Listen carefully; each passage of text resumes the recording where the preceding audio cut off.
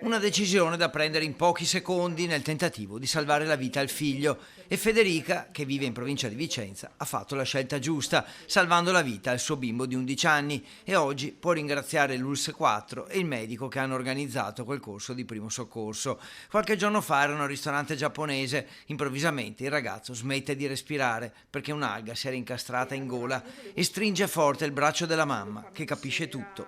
In 2 secondi ho capito cosa stava succedendo e così l'ho preso e ho fatto quello che mi hanno insegnato al corso, quindi l'ho girato, me lo sono messo vicino alla sua schiena, vicino alla mia pancia, e ho cominciato a fare la manovra che mi avevano insegnato. Parliamo della manovra di Heimlich imparata al mare, a Jesolo, durante un corso gratuito organizzato per i turisti. In quel momento non avevo paura, l'ho fatto proprio anche cercando di ricordare bene quello che mi avevano insegnato, e insomma dopo il secondo, terzo colpo che gli ho dato, il boccone insomma avvolto da questa alga, perché praticamente era questa alga che si era incastrata in gola, è uscito.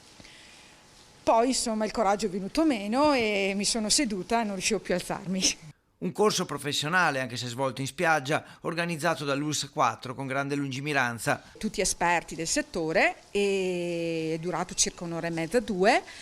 Abbiamo fatto anche molta pratica sui bambolotti, su dei manichini, in modo da rendere la cosa più veritiera possibile. E così mamma Federica consiglia questo corso a tutti, perché nell'emergenza può salvare una vita. Io lo consiglio alle mamme, ma non solo, lo consiglio ai papà e lo consiglio a tutti, perché ovviamente può sempre essere utile.